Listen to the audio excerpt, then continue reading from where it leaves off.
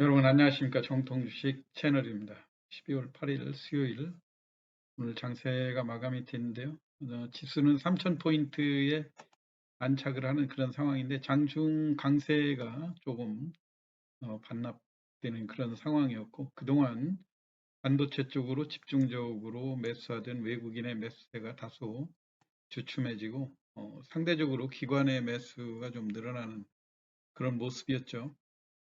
코로나 오미크론에 대한 이 공포심이 시장 경기 침체라든가 또 사회적 거리두기 이런 거를 강력하게 시행하면서 경기 침체로 연결되지 않겠느냐 하는 이런 우려들이 있었지만, 그래도 다행인 것은 오미크론이 전파력은 강하지만 중증 가능성은 미약하다.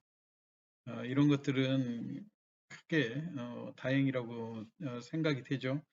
그거에 따라서 지금 시장에서 어, 일반 중증으로 가지 않고 미약한 감기 증상이다 그러면 기존의 감기 치료제들을 병행해서 쓸 수 있다, 이런 판단들이 나오는 거죠. 그래서 초기에도 코로나 그 19가 처음에 시작이 됐을 때 제일 핵심이 발열 증상하고 그 다음에 그 염증 반응 아닙니까? 그렇기 때문에 이 염증이 강력하게 진행되는 것을 막으려고 하는 그런 치료제들이 많이 개발이 되는 그런 상황인데, 완전히 그 코로나19에 맞는 새로운 약을 개발하려면 시간이 많이 경과되고 그 또 복잡하고, 이제 지금 현재까지 코로나 치료제에 대한 명확한 그 치료제들이 아직도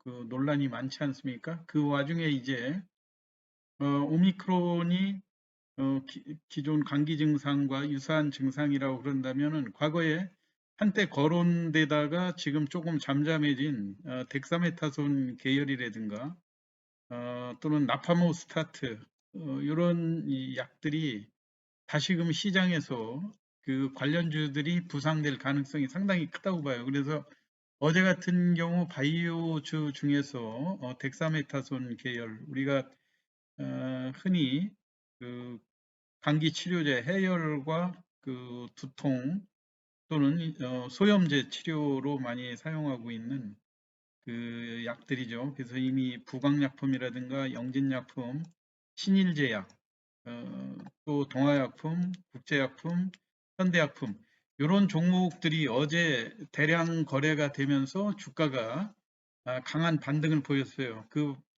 반면에 이제 또 나파모스타트 계열의 약들이 또 있죠.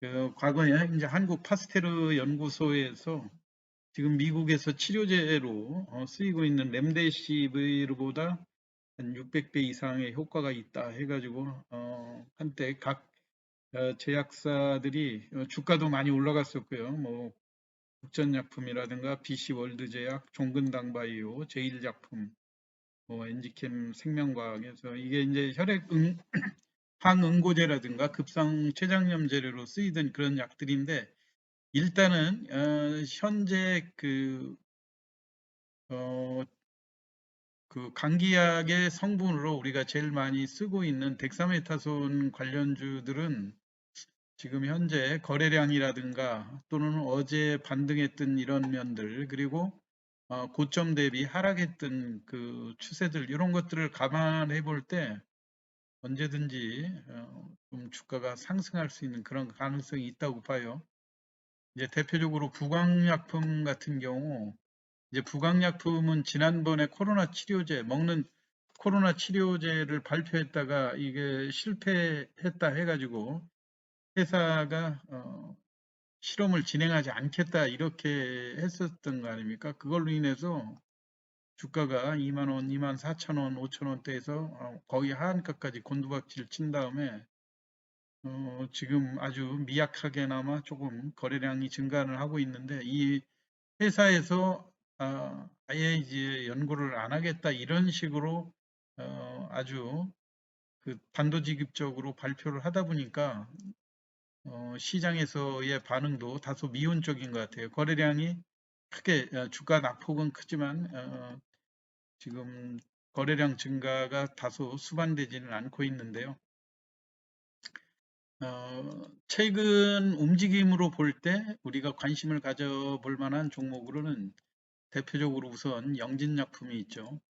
영진약품이 어제 급등하고 장중에 주가가 강한 상승 흐름을 보인 다음에 오늘 또 비교적 음봉이 그렇게 크게 발생하거나 그런 상황이 아닌데 일단은 어제 상승했던 거에 비해서는 고점 매매에 대한 조정도 완만하고 그리고 무엇보다도 어제 거래량이 3,600만 주 거래됐다고 하는 점 그리고 차트로 볼 때 일단 당일 일봉 차트로는 장대 양봉이 다소 부담스러운 가격대이긴 한데 그동안 장기 바닥을 강하게 뚫고 올라섰다는 이 주봉으로 볼 때는 과거에 이 코로나 치료제 관련해서 영진약품이 한참 강한 12,000원대까지 상승을 하는 그런 모습들을 보여줬었죠. 이것 때문에 일단은 지금 오미크론이 일반 감기 증상과 비슷하다 그런다면은 감기약을 생산하는 그런 기업들에 대한 관심이 커질 거라고 봐서요. 지금 현재 바닥권의 거래량이라든가 고점에서의 조정받는 그런 분위기로 볼 때는 영진약품에 대한 관심을 한번 기울여 보시는 것이 좋을 것 같고요. 무엇보다도 이 수급 동향으로 볼 때 어제 같은 날 급등할 때 물론 이제 당일 매매 세력들이 압도적으로 많이 차지하기는 하지만요. 이거에 대한 기대감들을 개인들이 크게 많이 가지고 있다고 하는 점. 물론 그 신빙성이라든가 이런 면에서 기관하고 외국인은 매도에 치중하는 반면에 개인들의 매수가 여전히 꾸준히 들어오고 있어서 영진약품에 대한 관심은 조금 가져볼 필요가 있다고 보여지고요. 두 번째로 국제약품입니다. 국제약품도 마찬가지로 그 나파모스타트 계열의 나파모가 아니라 덱사메타손이죠.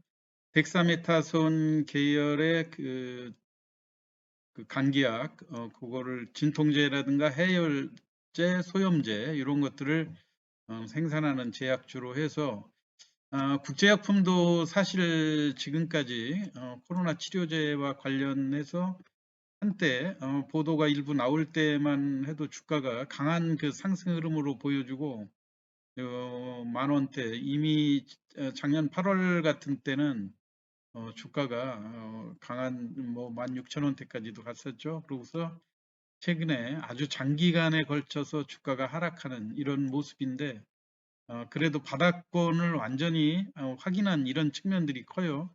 어제 물론 상한가 근방에서 윗꼬리를 길게 남기고 조정을 했지만 오늘 같은 날 여전히 거래량이 식지 않는 그런 모습들을 또 보여주고 있고 마찬가지로 이런 종목들에 대한 일반인들의 일반 개인 투자자들의 기대감을 많이 반영을 해서 적극적으로 개인들의 매수가 늘어나고 있다고 하는 점.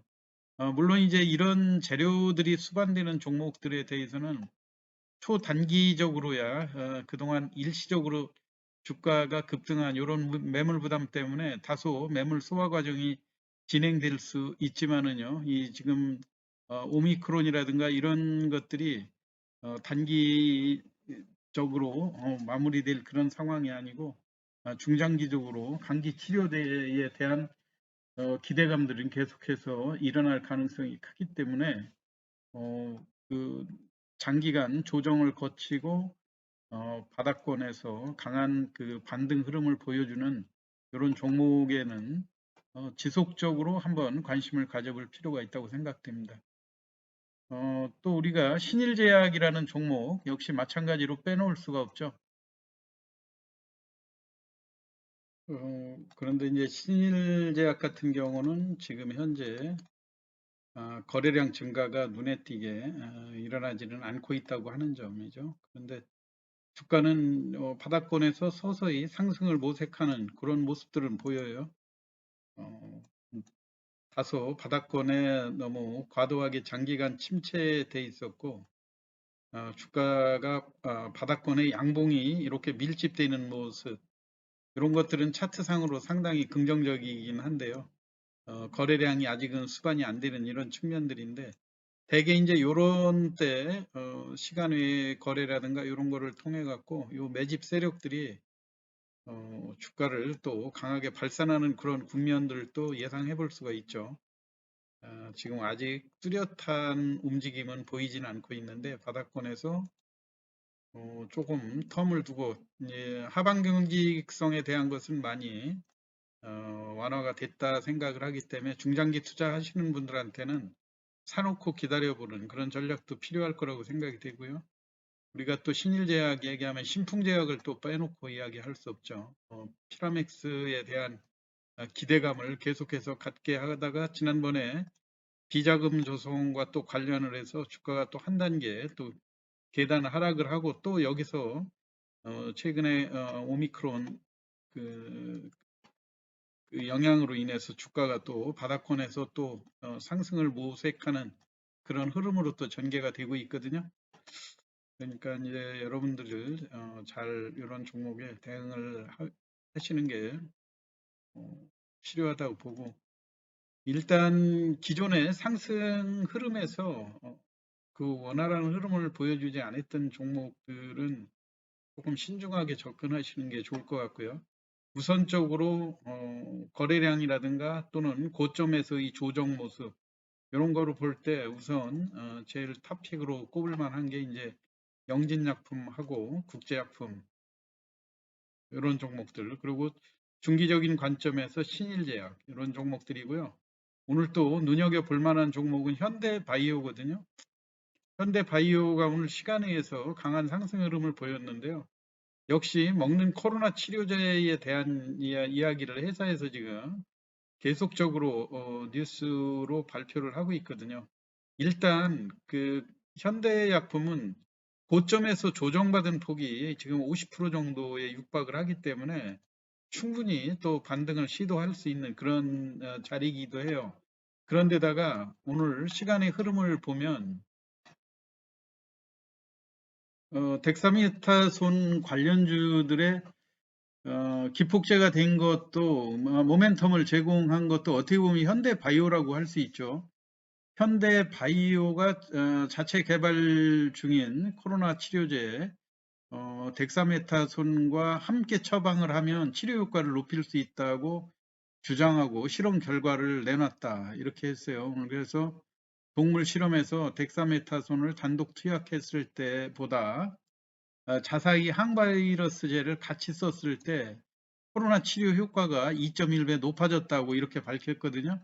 그러니까 결국은 그 지금 현대바이오가 자사에서 개발한 이 약을 덱사메타손하고 같이 써보니까 효과가 더 좋아졌다, 이렇게 해서 오늘 그 현대바이오가 1,500원 정도 상승하는, 시간에서 상승하는 그런 흐름을 보여줬거든요.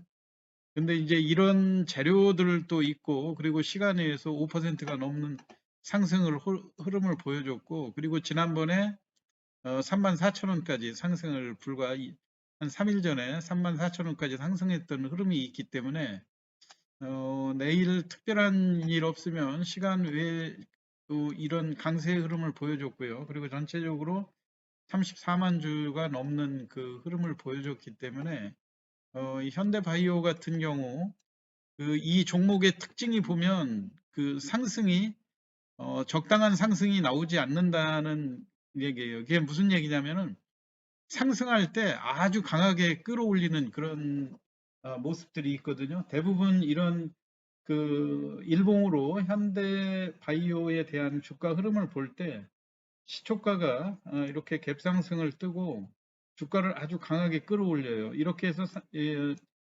양봉으로 마무리한 날도 그 이튿날 보면 또 갭상승을 시도하고 여기에서 우익꼬리를 길게 남기면서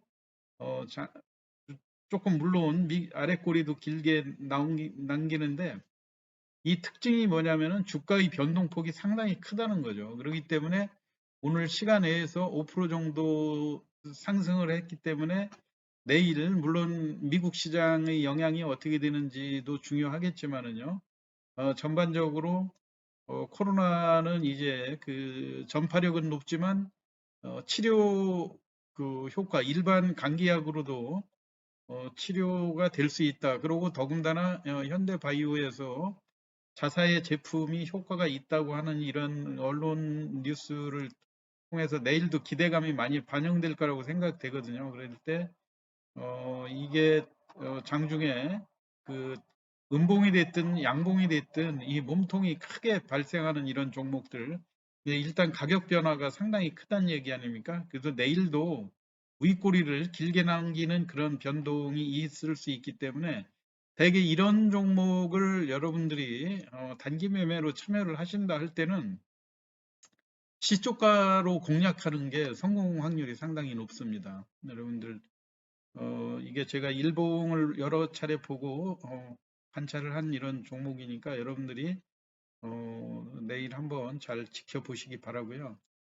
그리고 일단 시초가에 매수해서 들어가게 되면 보통 이런 종목도 3%에서 5% 순식간에 시세 차익을 줄 가능성이 있기 때문에 여하튼 당일 그 변동폭이 큰 종목이니까 짧게 이익을 내고 빠져나오는 전략이 필요할 거라고 생각이 돼서 오늘은 코로나 치료제와 관련돼 가지고 여러분들이 보셔야 될 종목들 영진약품과 국제약품 그리고 시간외에서 오늘 강세 흐름을 보여줬던 현대바이오까지 설명을 드렸습니다. 투자에 참고하시기 바라고요. 여타 나머지 종목들도 여러분들이 거래량이라든가 주가의 변동을 보시면서 접근을 하시면 좋을 것 같습니다. 오늘 시황 마치겠습니다. 감사합니다.